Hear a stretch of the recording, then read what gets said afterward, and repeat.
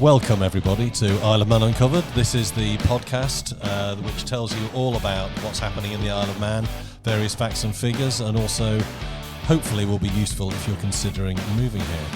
I'm Martin Katz. I'm Julian Melling. And Ryan McCullough. And Ryan is our guest today, and he's recently moved to our lovely island actually, and he's going to give us a little bit of an insight into the experiences that he's had as part of the move for him and his family. Cool. Well, good to see you, Ryan, again. Hello. I suppose I'm in quite a fortunate position. I met you just before you moved to the Isle of Man a couple of years ago, so I suppose I've got a kind of a bit of a before and after kind of snapshot. And I think, firstly, it'd be good to hear about, in a few words, why you decided to actually make the move. Why? Because as far as I know, you've got no real connection to the island. Yeah. I met Martin in 2001, and he happened to be the only person I knew that was further north than Northampton. We used to live near Silverstone and Buckingham. Looking very pale. And we met in 2001, and he gave me a very good insight into the fact that he can get from the Isle of Man to central London on a morning faster than I could from where I was. And the capacity then as having that as a bit of a hub to then go other places really sort of blew my mind at the time. And nothing then happened for 20 odd years. And then I caught COVID and then had long COVID and couldn't function and do my job as I ought to be able to do it. So I had to sort of take early retirement. Had a couple of kids that were at university age, just left university. So all four of us were at a point where we were sort of footloose and fancy free coming out of COVID. Yeah. And there's not many times in one's life where you can move the whole family unit, without one of them being in a relationship that you're then going to break up, or parents requiring care, or that we were all. If it was going to be any time to move, a significant move at that, this was then. Yeah. So 2 years ago, we obviously connected to Martin, very instrumental in terms of giving us, information about the island and what to do. And I think you said to me at the time, one of the phone calls, just because we're not big travellers to a certain extent, just get on the ferry and come over. It's always the right way to do it, and it's and it was. That just book it, get over it and stop messing about. So me and my wife came over and pretty much as soon as we drove, and Vicky had never been on the island, I'd only flown in a long time ago, and literally just pulling out of the ferry, driving through Douglas, seeing that it wasn't all sort of bucket and spade shops along the front. It was a proper Victorian palatial sort of laid out very nicely town with lots of it's a very pretty promenade actually. Yeah. And we drove up, and both Vicky and I were into Victorian properties and the look of Victorian properties, and we just thought, oh my god, this is like Cheltenham or Bath, or it had that sort of vibe. Brighton to a certain, it had that sort of vibe to it, but not spoiled. And we just thought, wow. And then Martin said, well, if you're over, go and look at some of the glens. Now he did recommend Doon Glen. It's fun going down. It's a bit, it's a bit of a walk. I think we need a day to recover from that one. Yeah, that was probably the most extreme glen on the. But it was the deepest. It's the steepest. Yeah, it nearly killed me. It's pretty nice waterfall though. It was. But what an epic!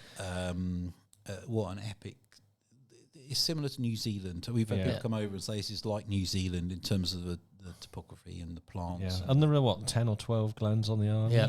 Well, I think the thing with the island, it's without boring everyone now, it's the geology of it's very different. It's you've got several strands of geology. So you've got the big mountain in the middle. Yep. You've got the flatness of the north, and then the kind of gentle hills of the south. So you've got all these different. Within 10 minutes of each other, you've got a very, very different kind of atmosphere and environment on the island, which I think is, and the weather's like that as well. Yeah, it is, because it's like sort of Scotland but miniaturized. So in some ways, I sort of likened it to like a smaller version of UK. You had got Castletown and what area it was. It's sort of similar to Cornwall, I Yeah, guess. very. It is. Yes. It absolutely is. Yeah. Yeah. Douglas is probably a bit more like Brighton to a certain extent with a nice harbour and stuff. And then you've got like the hilly bit, like the Lake Districts, which is an extension of the Lake District, obviously. And then you got the top bit that's more sort of flat. It was Lincolnshire-esque. Yeah, it is. Yeah, it's very like that. And it's all crammed into one island, so you can sort of buzz around it quite, and coupled with these fantastic glens and beaches, it's I would say we drove round and we were pretty much blown away by it, really. And it's one of the things, you're absolutely right, we need to go over and see it because you can't really process it. And I'm into photography and I do a lot of photography, and the pictures of the Isle of Man always come out. They never. It's hard to take a bad picture, isn't it? Well, no, but it doesn't. I can never get a great picture on it. It never really. It looks better in real life. Looks better in real life, which from a photographer's perspective is the opposite. Usually, you can make something bad look good. Yeah, it's very hard to make something good look, which is what seems to be like the landscape of the Isle of Man. You've got to see it with your eyes, and you're like, wow, this is blow away, really, really pretty. Yeah. And I think my father-in-law. Because they were some of the family were quite anti-us. Friends were, but we did it for our kids and my health, really. But he came over and I said, well, just jump in the car, Woody, for a second and look at the time. It's sort of 11 o'clock in the morning.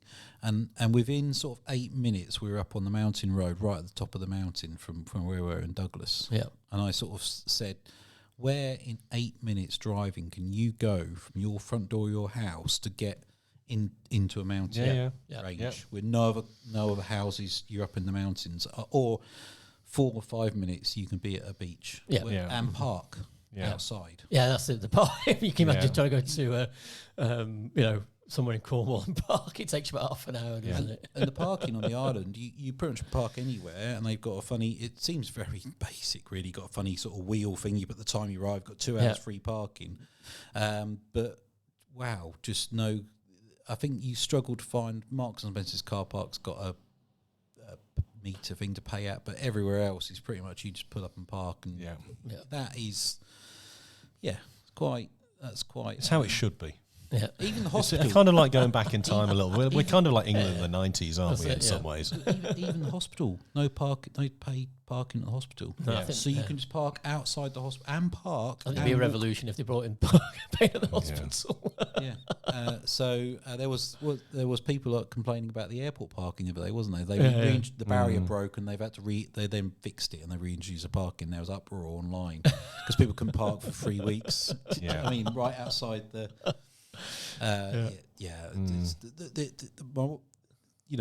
Just everything being condensed, having less people, less stress on the system. People having time for you. So you notice that in other things as well, sort of dealing with, I don't know, bureaucracy and that sort of thing. You find that easier here? Yeah. So say passport expired, struggling a little bit. To get all of our passports renewed because obviously me but didn't know the kids type thing, and so we all put it down. We can actually walk to the passport office in Douglas, walk in, sit down in front of the lady, and I explain my problem that I haven't got anybody that's known all of us for 2 years to sign, and she sort of said, well, you're standing in front of us, right? And I said, well, yeah. She said, I can see it's you in these old passports, that's you, and I've got the new photographs. Yeah, well, I haven't got any. She said, well, you stood in front of me. I know it's you. And I'm like, oh, that's really common sense there. I have to sort of that. And we had some parking permits. Different areas of parking permit. And the address came. They spelt my surname wrong. Just one letter was missing, but it was quite a common mistake. A lot of people misspell it. So I went down to Isle of Man equivalent DVLA. Went to the counter. And said, well, this has been misspelled. And she said, oh, that was me. That's my surname. I've written my own name on it. That's how I spell my surname, the same as yours. So she walked over to the printer, retyped the printer and gave it to me. That capacity in terms of the tax office as well. The fact that if you have a genuine problem, you can walk up. That is just something England was probably 20, 30 years ago. That's good. No call centres. You can just move things along and get things done. That's really Well, yeah, I think that's the thing I've noticed on the island. A massive contrast to anywhere else, really. Is I think it's because it is quite it's small. I think there's about 85,000 people here now. Yeah, I think it's the same population as Redditch. Yeah, exactly. He always brings Redditch into this. You'll know a lot of people, and you'll also recognise a lot of people you don't know them, and people you'll see every day or around town and whatever. And I think that it is quite weird. It's very hard to explain, but I think because of that, people tend to be a lot more polite to each other. You don't have like bad cases of road rage here or anything like that. Everyone knows someone who knows that person, and I think it's like a big village really, and people seem to be a lot more, just a lot nicer to each other. I think than most places I've been to. Yeah, it's definitely people got more time. And also the property prices. I appreciate they're probably more expensive than a relative. If you drew a line from the Isle of Man in terms of where it sits in the UK, you drew it to say Belfast or into Northern Ireland or across into middle, to Barrow or something like that. Yeah, then you look at the prices and they'd be eye-watering, right? But when you start moving down the country, you could buy for 350,000 a mid-terrace Victorian property with 3 bedrooms, a bathroom and some loft rooms, and be in walking distance to town, for say £350,000, and have a nice property. And to be honest, a property you'd raise a family in, and be quite content in life, and certainly down south, I don't think you with all the other 7 figures nearly, aren't you? Anywhere within 20 miles of London, it's getting crazy. I mean, obviously the more money you sort of spend, you get sort of better properties, but it's almost different properties to a certain extent. I mean, I find a lot of these sort of Victorian properties you see around town are quite really quite good, to be honest. Having looked inside a few of them for kids, my kids, and so I've been blown away by the. You got to keep on top of, which is one of the things. Obviously, talking to Martin came over, finding trusted tradesmen.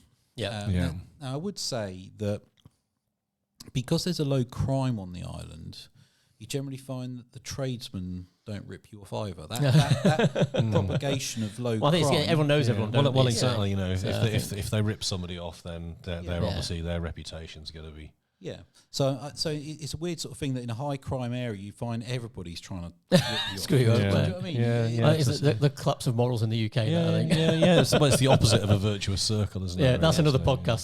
That's the talk about the demise of society on that one.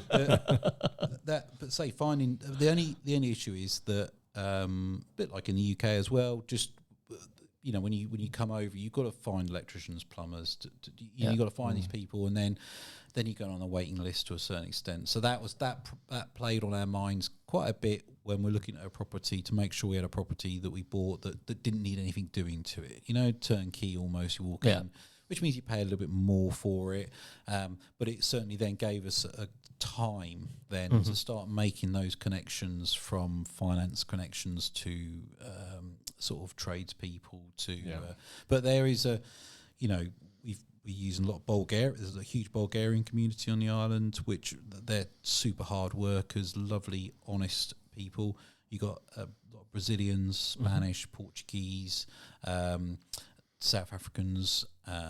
So there's a really diverse mix. Yeah, it's a very, very cosmopolitan. I think half the population, about 47% now is local Manx people. And 53% is the rest of the world. I think mainly UK. But that's it's a very diverse, and like I said, I think it's got that population of Redditch, but when you look at the diversity of the businesses here, it's very very different. So you have obviously a lot more companies here than in most towns. So you've got a lot more people at the executive level, CEO level, director level. So in general, there's just the demographic of the island is very, very different to everywhere. I mean, from an enterprise culture point of view, we are in a very strange situation, I guess, because there's businesses operating all over the world. From, as you say, a place the size of Redditch, which is unbelievable, really. The depth of kind of what's going on here, really, from e-gaming to financial services. But then there's also big engineering companies like Swagelot with hundreds of employees. So there's a lot going on here economically. Yeah, and I think that from my son's perspective, is sort of into computing, so that's sort of the capacity to get, with the finance sector, with the crypto sector, which is obviously something that's growing. Obviously talked about Bitcoin just recently, and then you've obviously got the online gaming as well, that's sort of based here, because obviously I think it comes from the leadership on the island to a certain extent, or the dynamism of the people, if nothing else. Yeah. Where if you're a smaller country, you've got to be nimble. You've got to think about where's the next thing, where do we keep ourselves relevant, where do we keep our population base content in employment, safe, and you can sort of see that through some of the legislation they've brought in earlier than others, and there's going to be bits of it where they're quite old fashioned, and that probably causes frustration as well. But for me personally, coming to the island, I've got no real sort of complaints type thing. Really, I think is there anything that you sort of miss then, if you sort of consider your life in the UK? I mean, having moved here, friends and family and bits and bobs.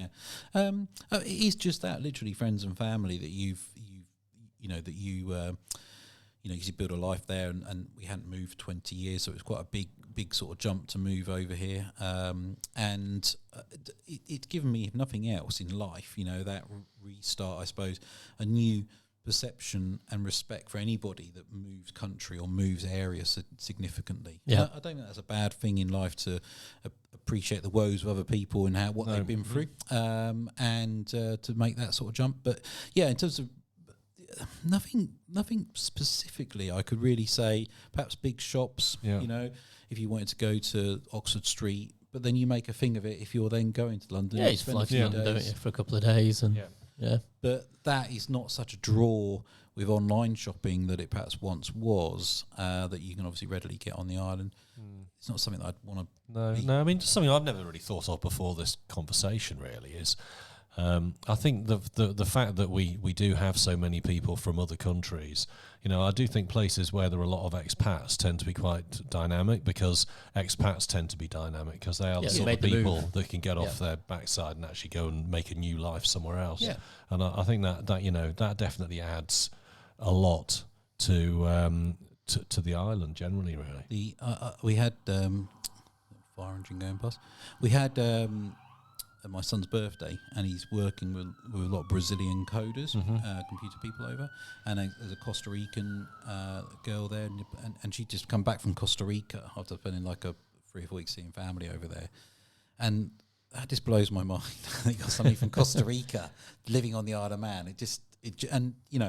And the Brazilians as well, and their singing of "Happy Birthday" is something to behold. The people are a very dynamism of Brazilian people. The energy they've got, brings something to my son says, to the working environment, if nothing else. And the fact that these people from all around the world, and a lot of people say the topography and the glens and stuff of the Isle of Man are similar to New Zealand. It's sort of, there's a lot to be sort of said for it, really. It's a good place to be outside the Isle of Man, isn't it? When the weather's right, there's plenty of glens, there's loads of walking, the beaches are great, the hills are lovely. I suppose to come back to the property side of things is trying to make sure that you buy a property where, if you're in Douglas, you can walk into town and bits and bobs, but a property where just be conscious you might be spending a bit of it inside to a certain extent. On deep, dark days, so you want a nice cinema. I think January, February, March are pretty. It's hard going, and it's wet and windy. But then the rest of the year, it's. But it's not cold, though, is it? No, it's not like where you used before, you can get -5 in the winter, can't you? In the night, whereas here that would be pretty unusual. It's very rare. Yeah, we've got a property. It's an older property, so it's in the conservation area. So it's got single pane glass, which I was scratching my head thinking, oh my god, this is going to be a nightmare. But because the temperature doesn't get down to very rarely below freezing, you don't get the build up of, like when I was a kid, when you cold winters and you'd have got the ice on the side of the window. You sort of don't get the problems associated with that sort of glazing to a certain extent. And I know it's a sort of silly thing, but that's slightly in terms of plants. Then you see on palms and stuff like that. You see Manx palm trees. So, and a few Manx fuchsias are just breathtaking. Well, they're everywhere, aren't they? As well, it's quite. Yep. So it is. The gorse is coming out now as well this week. So the gorse, that's amazing. You know, looks And fantastic. people swimming in the sea, which I All year round as well. And I'll tell you what though, The sea's warmer than it is in the atmosphere. That's what we're going to. It's like true. 5 or 6 in the sea. It's true. Or even It's warmer. changed over the years, though, hasn't Yeah. it? I think that very much is a kind of Wim Hof phenomenon. Yeah.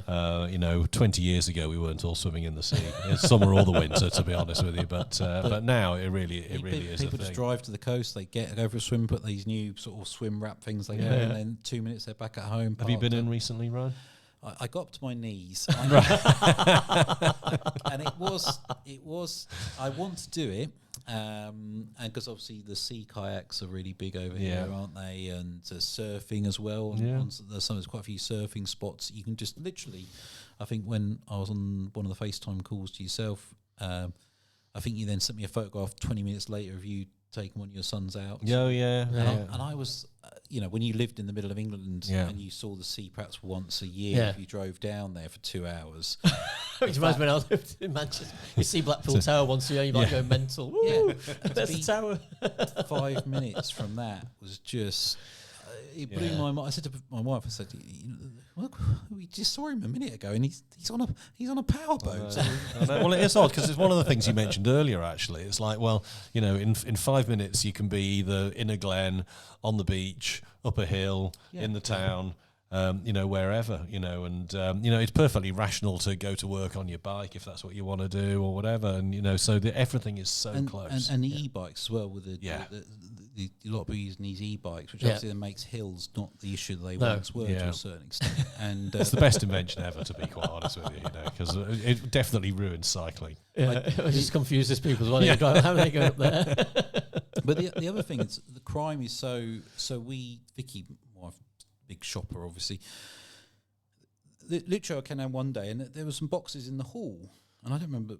Literally, obviously you leave the door open, but they'd open the door and put them in your house and shut the door again. There's the presumption, and that we obviously typically, but I think my son had gone out that morning, left the door unlocked, coincided with this delivery.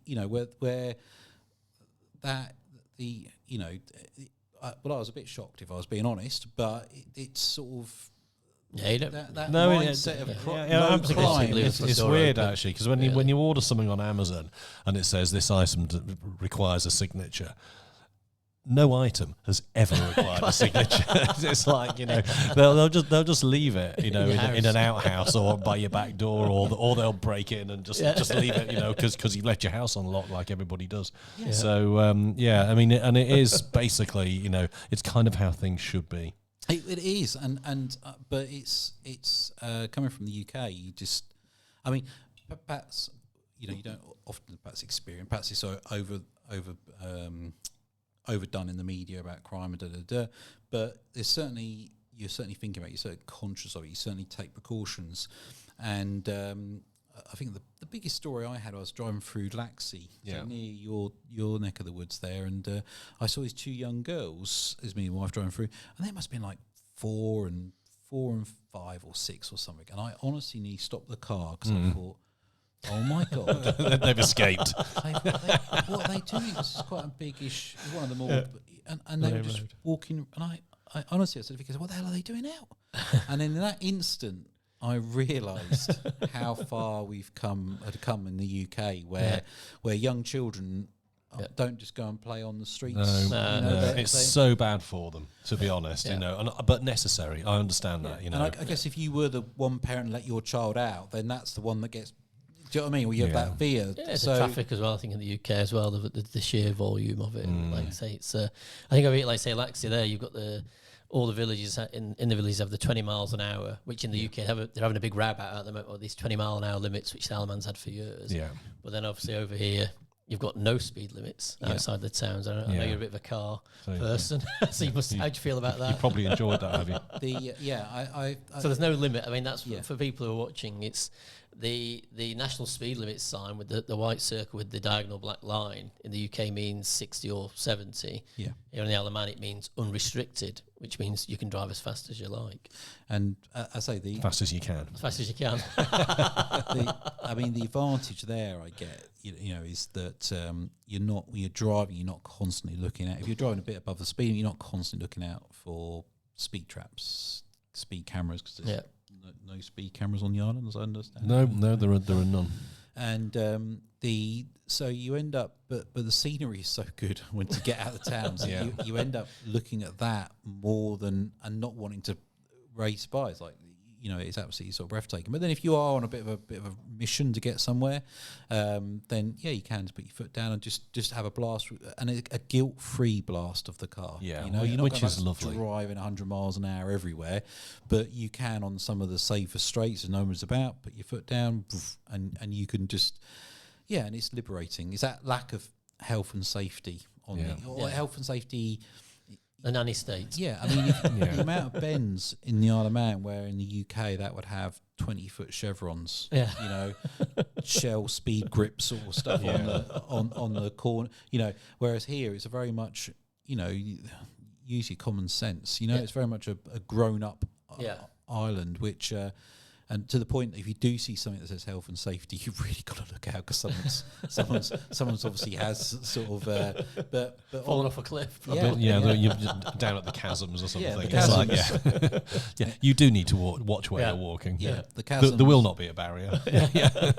We've taken a few friends down to the chasms, and they cannot get their head around it. No, it is literally breathtaking. When you stand at the end there, particularly if it's a little bit misty, because it makes it look even bigger.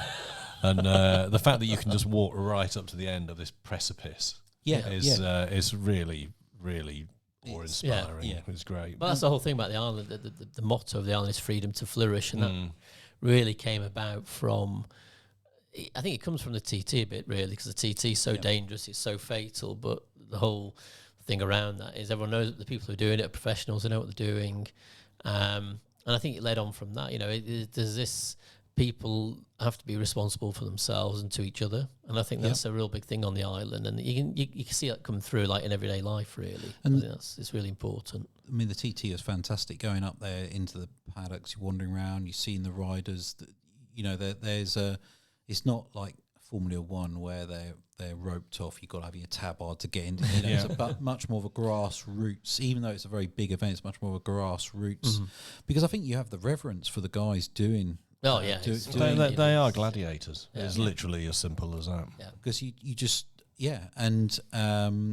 And as I say, people, we questioned it, because sadly where we live, at the end of our road, there was 4 people dying, 2 different events on the sidecars the year we moved in, and that was quite shocking for us moving to the island to see that, not see it per se, but see it so close to it.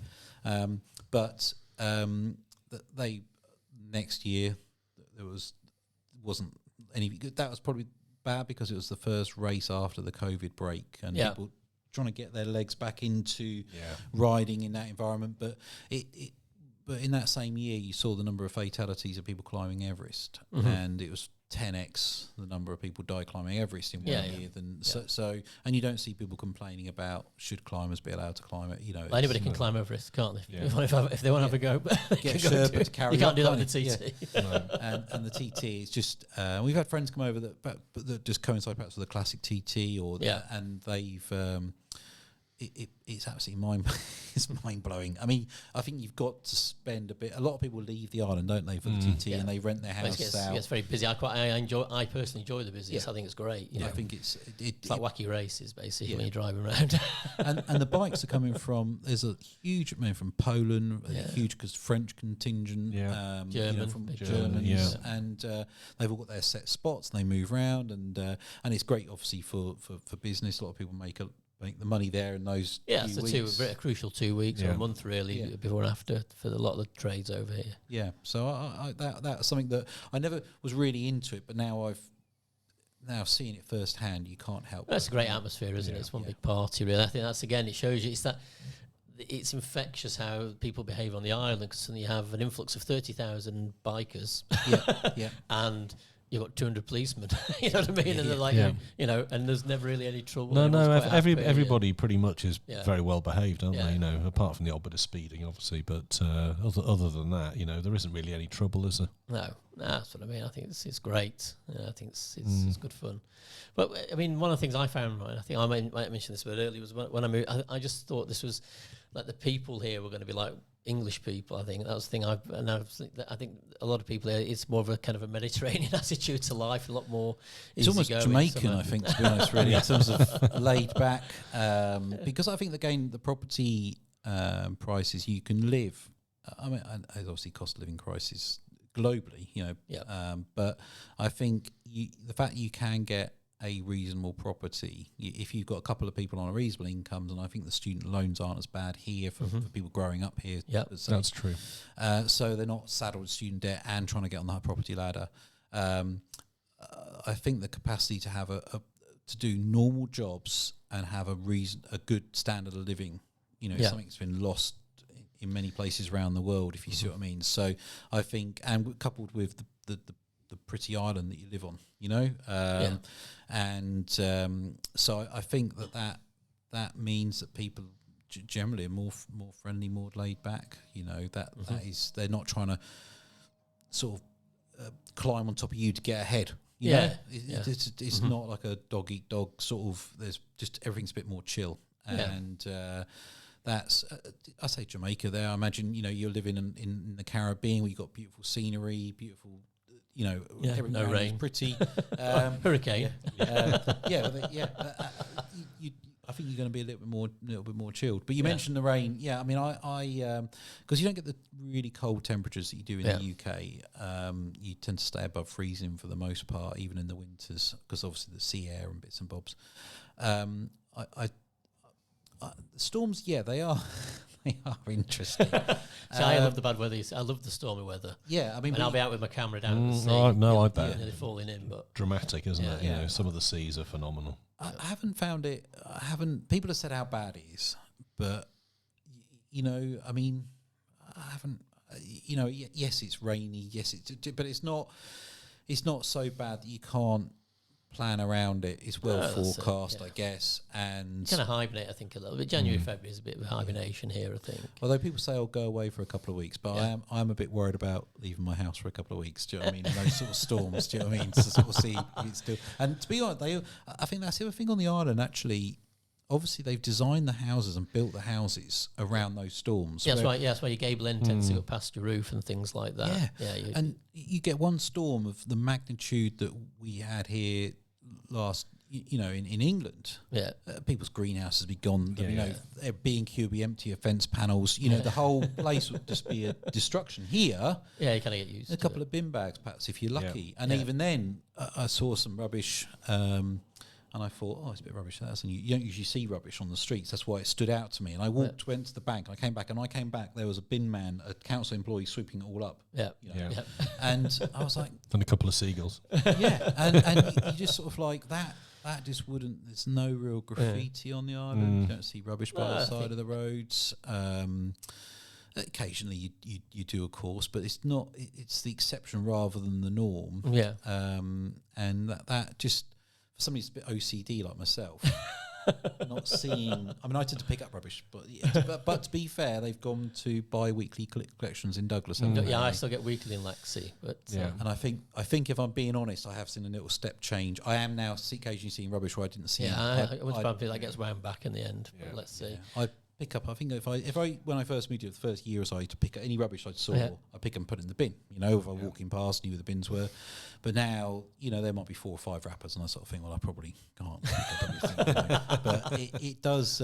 But aside from that, did you see the Northern Lights the other week? Last week, I missed that. I got out with the camera. I always realise it's been on the day after. Unfortunately, it was an incredible aurora for hours as well. It's amazing.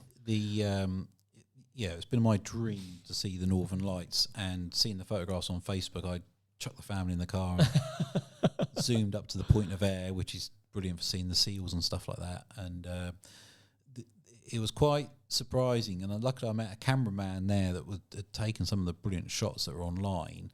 And I I said, well, there's none there. I can't see them. I see the photographs. And he sort of said, oh, yeah, there's different levels of northern lights. So you've got... Leave it on the slow exposure. Yeah. So they're all there, but to the human eye, they look a bit grey, like a cloud almost, but they are them. I'm not sorry I stayed at home now. Yeah, no. I'll look at it on Facebook next time. Yeah, I mean... well, before Christmas, that was naked eye. Yeah, yeah, you could actually see it there. Oh, wow. Yeah. Well, really? That's, I mean, I know there's an app on the phone you can get, isn't there, that tells you if it's going to be a I'm on that camera app. Yeah, it's quite good. Yeah, so you actually could see them. From your neck. But they were everywhere. It was like reflecting over this way as well. It was right. That was the beginning of November. Oh, it was, right. Yeah, it was very. It was everywhere. It was going right round. It was very peculiar. It had that special one, didn't it? It had the one which was. There's a special phenomena where it's like a line of it. It was very it was pretty good. But again, it's that's one of the benefits of being so far north. And again, now the clock's changing. What a lot of people don't realise, into the summer now, it's light all the time. It's unbelievable. People do not realise that it literally doesn't get dark until virtually midnight. Well, you only have 2 hours of darkness. Yeah, and it's getting light again at sort of 2:00, isn't it? So I mean, for the dark winters, there's like 2 or 3 weeks of it where it's particularly bad, isn't it? I guess around Christmas time, shortest day. But the long summer days are just amazing here. Absolutely, just. Yeah, and you stay down the beach, can't you? It's magical. It's like, well, I mean, if you're a worker and basically at the end of your day, you've literally got another day to go and do fun, haven't you? Yeah. You can be out until 9-10 o'clock in the evening and it's light. So overall, Ryan, just wrapping up, has your move to the island, do you think, been a positive experience for you and the family? Yeah, definitely. Yeah, for the kids especially, and for myself and my wife. It's complete. Sometimes in life you need to sort of shake the snow globe of life up, don't you? Yeah. Let things sort of settle, and sort of make some new memories, meet new people. Yeah. Having done quite a bit of research in other places, this ticks so many boxes, and the fact you're still, it feels a little bit like New Zealand in places, but yet you can still get on a plane and get to the continent quite readily, and into Europe and travel and get back home and feel quite.